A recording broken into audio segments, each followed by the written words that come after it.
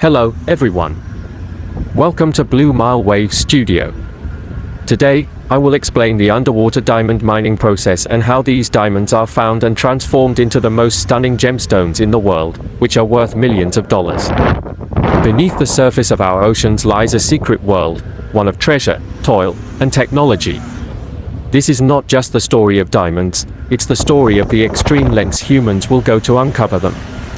Don't forget to subscribe, like, and comment. Welcome to the mysterious world of underwater diamond mining.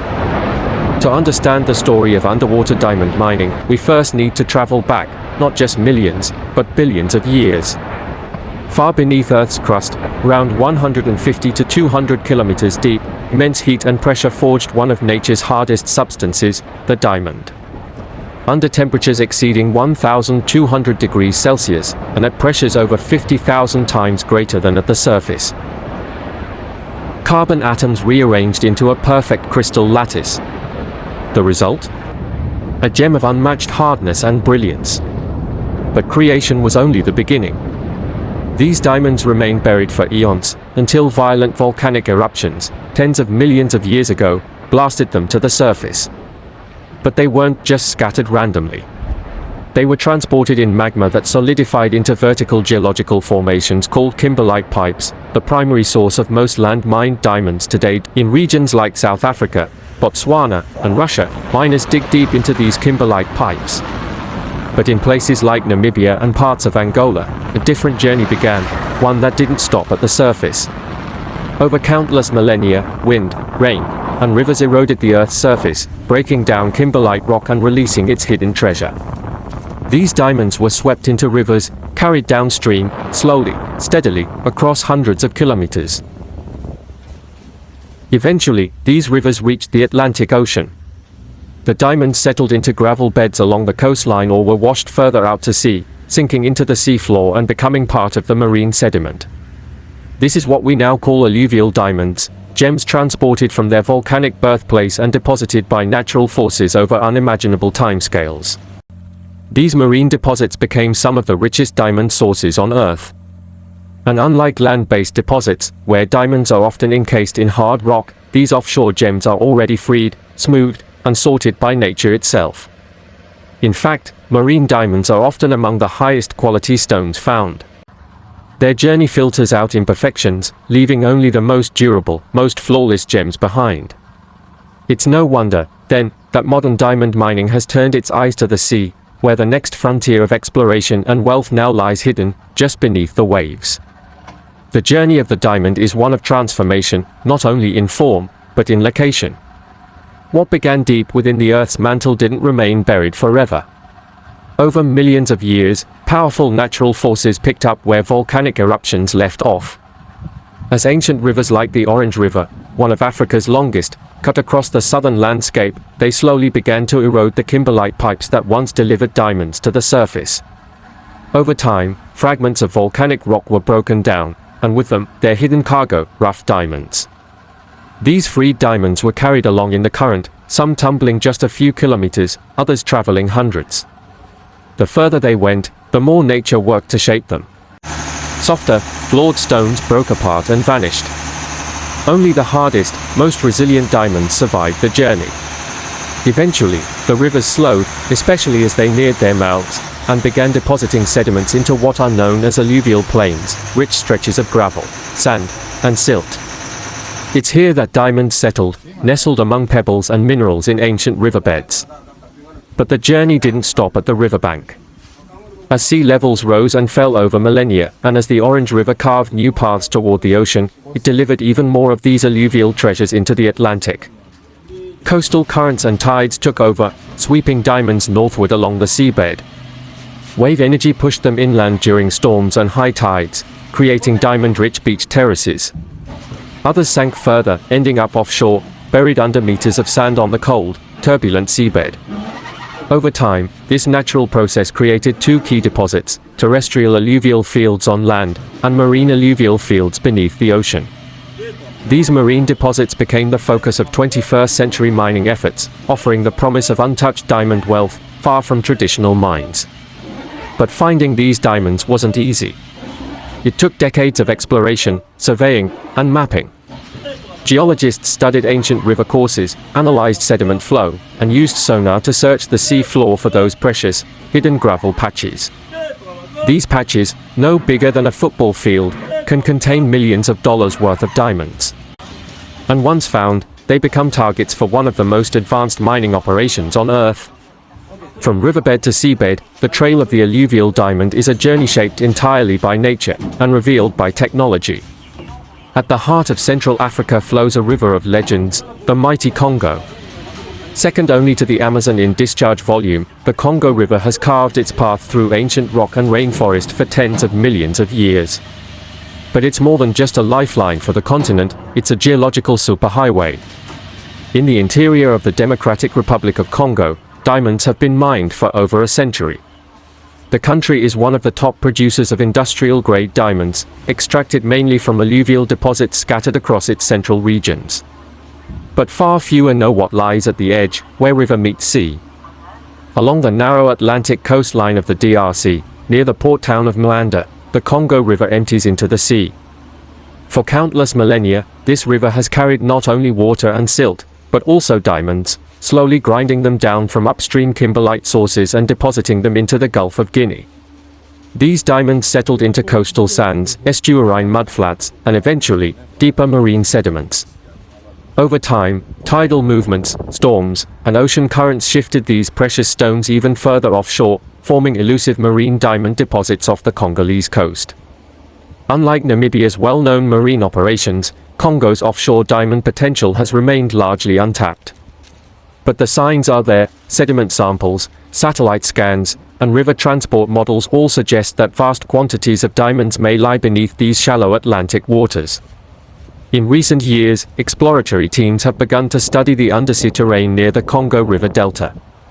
What they've found is promising: compact gravel beds, ideal for diamond concentration, lying 50 to 100 meters below the surface, just beyond the coastal shelf. The Congo Basin functions like a funnel, one geologist explains. It transports diamond-bearing material from thousands of kilometers inland. What ends up offshore could rival Namibia, if not in volume, then in untapped purity. While infrastructure remains a challenge, and political stability is key, global mining companies are watching closely. Just as Namibia transitioned from land-based operations to ocean mining dominance, the Congo Diamond Coast could be the next frontier. Here, at the edge of the continent, where dense rainforest meets open ocean, a new story is beginning, one shaped by geology, driven by exploration, and waiting to be written, beneath the waves. Beneath the calm waters off the Congo's Atlantic coast lies an untapped treasure, hidden under layers of sand, silt, and time. For decades, this stretch of coastline remained overlooked, its potential buried beneath political unrest, dense geology, and limited infrastructure. But the tides are changing. The idea of mining diamonds underwater isn't new. In the early 1960s, Namibia pioneered marine diamond recovery along its own coastline, using crude suction dredges. What began as experimental soon proved revolutionary. The technology evolved. The yields soared. And soon, eyes turned elsewhere, toward Congo. Scientific studies revealed a similar pattern along Congo's coast. Satellite imagery and sonar scans traced the journey of mineral-rich sediments funneled from the Congo River Basin, settling in specific gravel patches, some just 80 meters beneath the surface. Enter a new era of underwater diamond mining, an operation that combines the power of geology with the precision of robotics. These vessels are floating factories, engineered to extract, filter, and separate diamonds directly from the seabed without ever coming ashore. The process begins with deployment. Remotely operated vehicles, ROVs, descend into darkness, guided by sonar and GPS. Each machine is built to withstand high pressure and poor visibility, navigating with mechanical precision across the seabed. Once the ROVs reach a targeted diamondiferous patch, they go to work, vacuuming the upper layers of sand and gravel. On board the vessel, the material is pumped through a series of separators. Using density-based sorting, heavy minerals, including diamonds, are filtered out, while lighter materials are returned to the sea. The result? Rough diamonds, uncut, unpolished, and straight from the seabed, collected with surgical efficiency. These stones are often of exceptional quality, their resilience proven by surviving millions of years of oceanic abrasion. Each movement is monitored in real time. Operators study 3D seafloor scans, adjust suction rates, and shift recovery zones based on live data. The operation is low impact, highly targeted, and above all, productive. "We're not digging aimlessly," explains a marine geologist. "We know exactly where to go, thanks to decades of sediment modeling and sonar profiling. It's not just mining, it's precision harvesting." With every dive, every scan, and every handful of seabed gravel, the underwater diamond mining era expands. And now, with Congo's coast entering the spotlight, a new frontier opens, one shaped not by drills and dynamite, but by robotics and strategy. They may look like ships from a distance, but up close, they resemble something more futuristic. These are not fishing trawlers, nor oil rigs. These are floating factories, custom-built seafaring platforms designed for one mission: recover diamonds from the ocean floor. Each vessel is a marvel of modern engineering, housing over 120 crew members, engineers, ROV pilots, geologists, and onboard processing technicians. Some span more than 170 meters in length, with the footprint of a city block. At the heart of each ship is the operations hub, a nerve center where skilled operators guide remotely operated vehicles, ROVs, across the seabed in real time. Using sonar, laser scanners, and 4K cameras, they locate and vacuum precise sediment patches where diamonds are most likely concentrated. Once launched, these ROVs, some weighing more than 250 tons, crawl along the seafloor with tank-like treads. Their suction heads can move thousands of cubic meters of sediment per day, directing it upward through flexible riser pipes and into the vessel's processing system. Once on board, the gravel goes through multiple stages of separation. First, it's washed and screened to remove large debris. Then, using gravity separation and X-ray fluorescence, the system isolates dense particles, including rough diamonds. Some vessels are equipped with X-ray sorting machines capable of detecting a single 0.5 carat stone amidst 10 tons of gravel, identifying it by how it fluoresces when struck with a pulse of energy. Recovered diamonds are then weighed, graded, and locked in secure, armored vaults. Nothing touches the mainland until everything is accounted for. But life on a mining ship isn't all wires and diamonds. Crews spend weeks offshore at a time, rotating in long shifts. With isolation comes camaraderie. On-board facilities include medical bays, gyms, and satellite communications, keeping the human element strong in a high-tech world.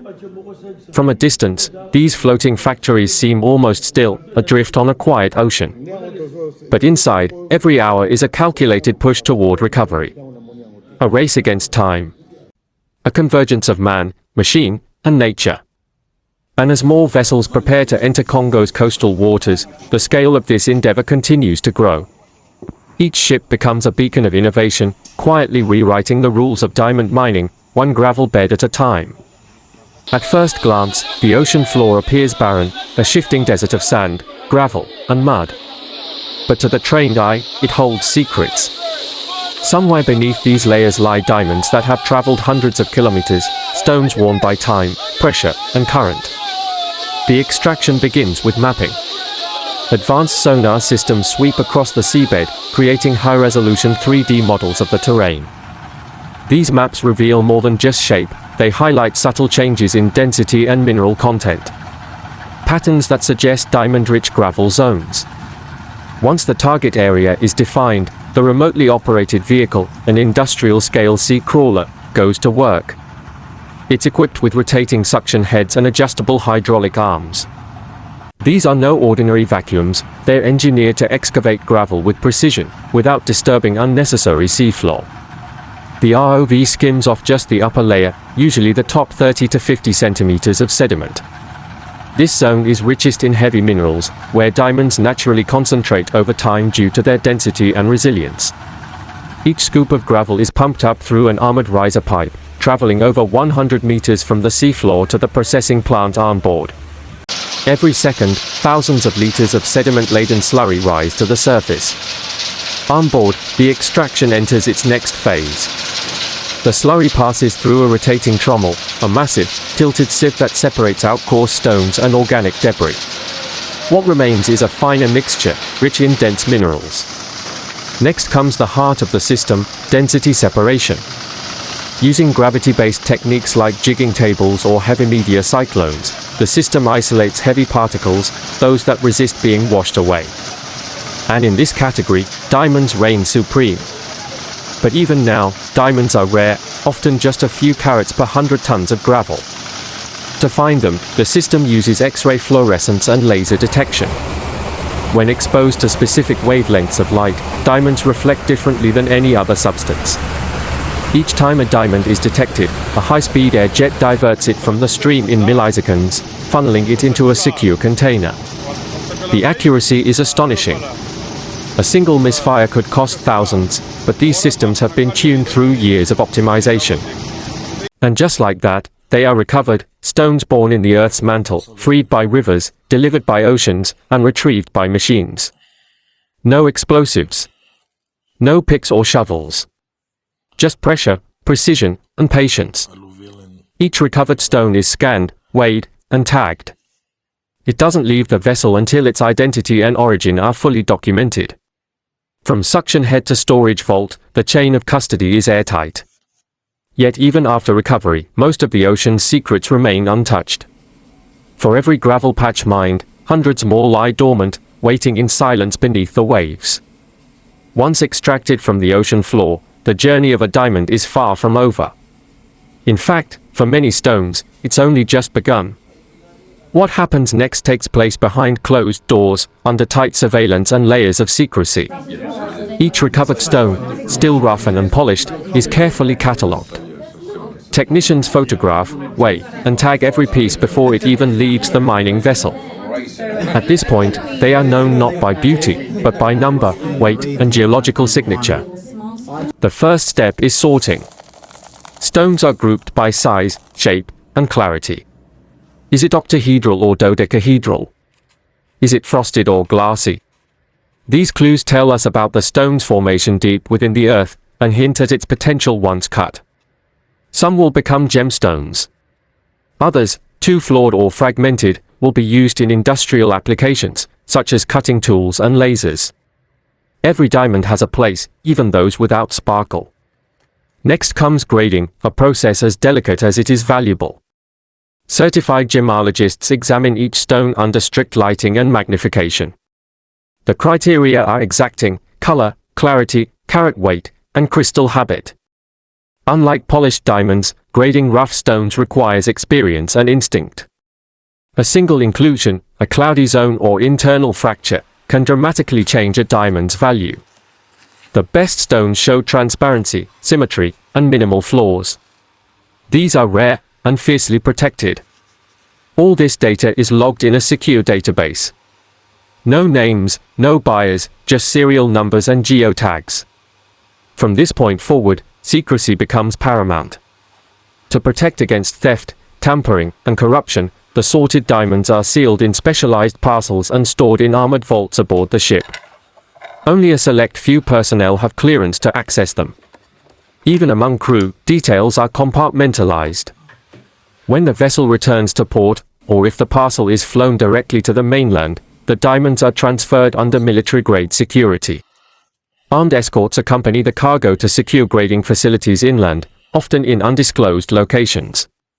Inside these facilities, the most valuable stones undergo final review. Some may be laser-inscribed with microscopic ID codes. Others are quietly bid on by elite buyers behind closed doors, jewelry houses, industrial firms, and international diamond traders. Each of these stones has endured eons beneath the earth, survived the violence of rivers, and been drawn from the ocean with surgical precision. Yet now, at this moment, its value is decided, not by nature, but by human eyes, hands, and judgment. And with that, the stone vanishes once more, this time not into the ocean, but into the silent machinery of global trade. To the outside world, these ships seem like industrial giants adrift on the sea, remote, mechanical, and impersonal. But within their steel walls, they are something else entirely, a world of routine, rhythm, and resilience. Life aboard a diamond mining vessel is not for the faint of heart. Crews live at sea for 28 to 45 days at a time, working 12-hour shifts in rotating cycles. The ship operates 24/7. The ocean never stops. And neither do the people on board. Every morning begins with a safety briefing. From ROV engineers to marine pilots and mechanics, every role is specialized. If one piece fails, the entire operation could grind to a halt. Precision and coordination are not just preferred, they are required. For many, work means monitoring the ROVs crawling across the seabed hundreds of meters below. It's a delicate dance of robotics and real-time decisions. For others, it's processing sediment, maintaining engines, or monitoring environmental systems. Mechanical failures happen. The ocean is relentless. Salt eats metal. Waves test every bolt.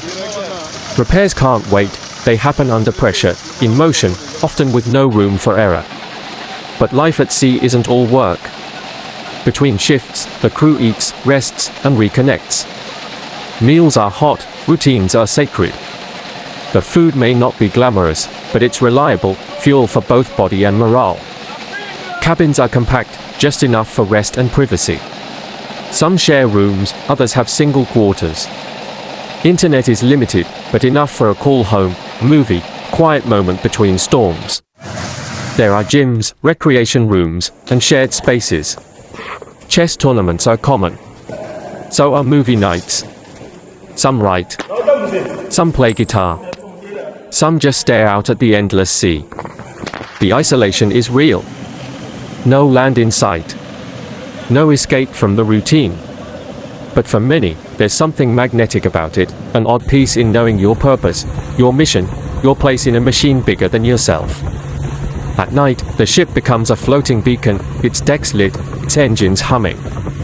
Somewhere beneath the waves, machines work while the world sleeps. And up above, the crew holds the line, half a kilometer from the ocean floor, 1,000 kilometers from home. Life aboard these vessels is not glamorous. But it is extraordinary. A fusion of solitude and teamwork. Isolation and innovation. In a world where diamonds lie in the dark, only a few are called to go and get them. It begins with a spark of light, but ends as a symbol of love, legacy, or power. After mapping, cutting, and polishing, the diamond's final journey is perhaps its most personal, becoming a piece of jewelry. Here, technology meets tradition. Each ring begins as a design, sometimes minimal, sometimes intricate, but always tailored to the gem it's destined to hold. Whether it's a classic diamond solitaire or a vibrant gemstone cluster, every piece begins with a plan.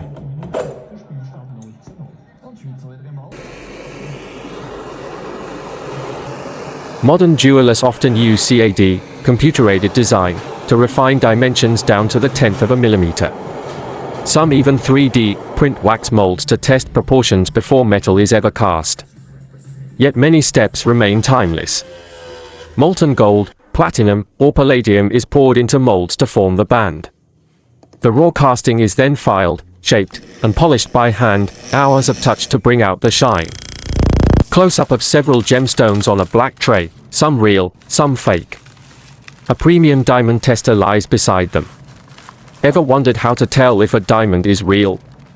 Let's test it with a premium diamond tester and the classic scratch test. First up, the diamond tester.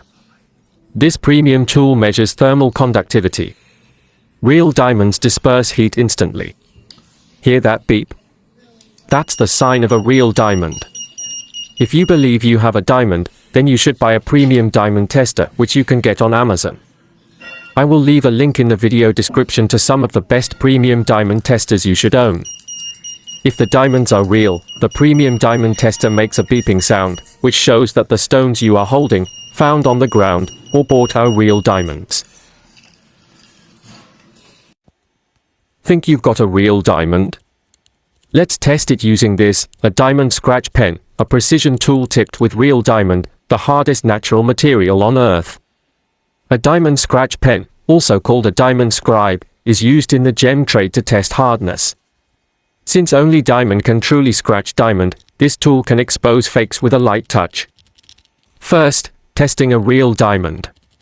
The pen glides across with no effect. Why? Because this stone is just as hard as the pen's tip. A real diamond won't scratch under a diamond pen, they are equals. If they stone scratches, that mean you are not holding a diamond, but if it doesn't scratch at all, it means you are likeless holding a diamond. It may not look like much now, but inside this stone lies a masterpiece.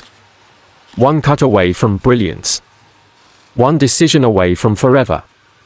But unlocking that brilliance is part science, part art, and entirely unforgiving. Before a single cut is made, the diamond must be understood, mapped in microscopic detail. Using laser scanning and X-ray tomography, gemologists digitally reconstruct the internal structure of each stone. The goal, to identify internal flaws, stress lines, and potential cleavage planes. Inclusions, those tiny imperfections, are mapped with surgical precision. One wrong angle, and a six-figure stone can shatter into worthless fragments. Specialized software then generates multiple cutting plans. Should it be one large emerald cut? Or two smaller round brilliants? It's a balance of art, yield, and value. And each plan is a gamble. Once the decision is made, the first cut is often done with a laser saw, a beam of light so precise, it can split diamond without touch. It slices through the crystal along natural weaknesses, preparing it for shaping. Next comes bruting, the shaping of the diamond. A rough, angular stone is rounded into form using the only material hard enough to grind it, diamond itself. Polishing follows, facet by facet. A standard brilliant cut diamond has 57 or 58 facets, each placed at mathematically perfect angles to reflect and refract light. Each facet must meet its neighbor at the right degree, or the light will break, the sparkle will die, and the diamond's magic will fade. This is where craftsmanship transcends technology. Where machines stop, and human hands take over. Some stones take hours. Others, weeks. The most valuable, flawless, colorless, and large, are polished under the supervision of master cutters who have spent decades learning when to trust the math, and when to trust their eye. When complete, the stone is inspected once again. Its cut is graded. Its symmetry judged. Its proportions analyzed by computer, and by connoisseurs. From here, it will be sent to dealers, jewelers, or auction houses, ready to be set into rings, crowns, and heirlooms. But at its heart, it remains the same, forged in fire, hardened by time, and pulled from the ocean by man's ingenuity. What was once buried beneath the sea has become an object of eternal beauty. A transformation measured not just in carats, but in courage, craftsmanship, and centuries of human obsession. The diamond, or sapphire, ruby, emerald, is finally set into place. Settings vary: prong, bezel, pave, tension. The choice affects not just appearance, but security. For engagement rings, durability and light play are everything. The final inspection ensures perfection, no rough edges, no loose stones, no blemishes in the finish. Then, it's ready. Ready for a proposal. An anniversary. A coronation. A milestone. While diamonds remain the ultimate symbol of enduring love, other gemstones are rising in prominence, each telling its own story. Aquamarines for calm. Sapphires for loyalty. Rubies for passion. Some clients request engraving.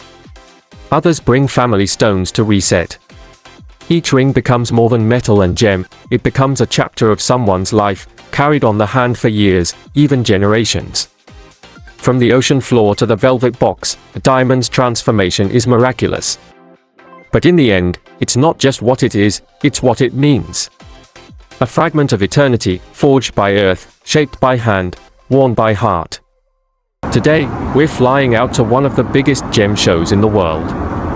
From rare sapphires to million-dollar diamonds, it's a playground for gem lovers, collectors, and dealers alike.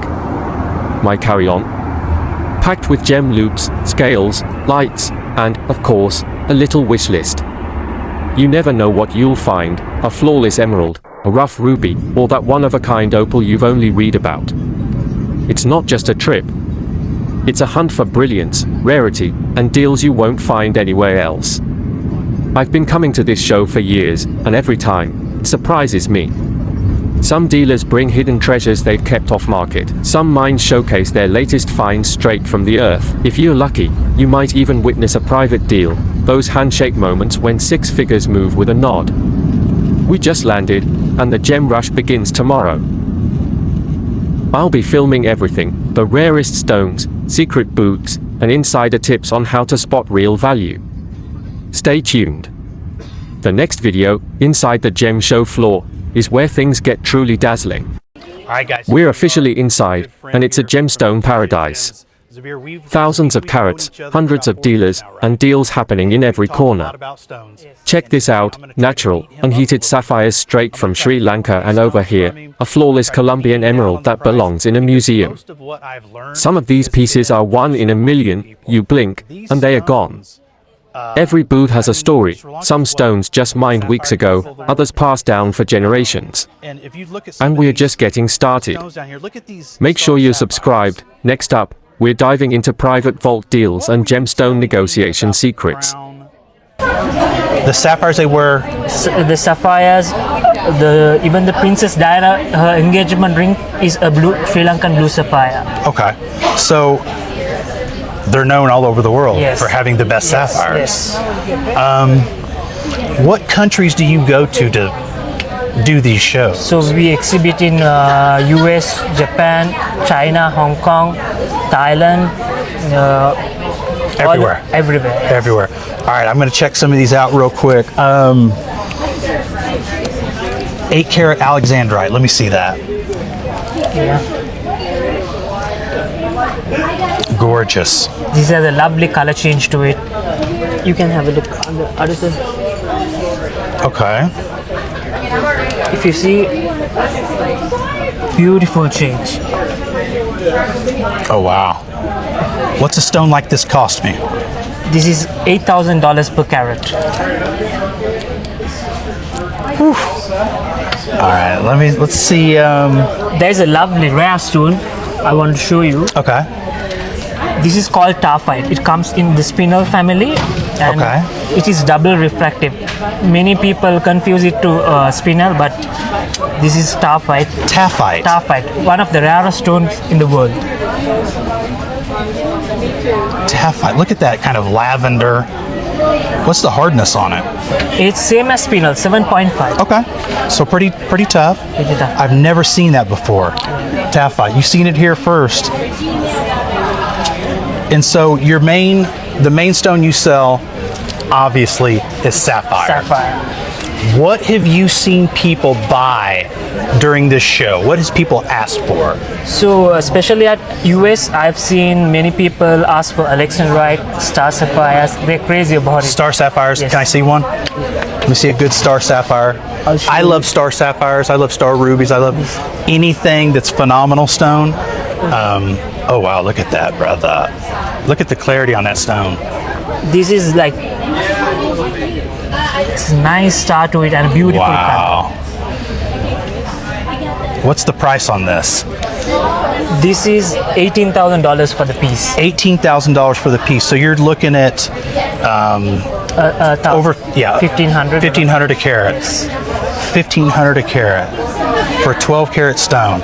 And this is what they deal with. You know, the one thing that I'll say about the Sri Lankan people is that I don't know if it can be genetic, like if people can genetically be determined to be in a profession, but I've never met a group of people that were more inclined to be in the gemstone business. It's like it's in their blood, right? Yeah. I've never seen nothing like it. You guys live and breathe it, and you give us so much inspiration. Let's check out some of his other stuff real quick. 1,500 a carat. But for me, 1,000, right? I get it. They beat me up a little bit. So here you're going to see some more 1 to 3 carat sapphires. So these are all commercial sizes. We mostly do wholesale. We supply to the markets around the globe. So Sure. Now let me ask you this. I don't mean to cut you off, but treatments. Everybody's going to want to know, are these irradiated? Are these heated? Most of them are natural. Some Okay. just we have heated as well, just ethical heating, So they're not synthetic. not synthetic. Not, Okay. Yeah. Do you guys carry synthetics? No, not at all. Okay, not at all. Why would they, right? In the sapphire market, would you say it's strong or weak? Currently, there has been a small lag in the market, but hopefully it will go well. Sure, it's going to get better. We've seen sapphire prices go anywhere from $1,000 a carat for a 1 to 3 carat blue to $5,000 a carat. Treatment seems to matter. People are wanting natural stones. I wonder if that's because the diamond market's getting a little weaker.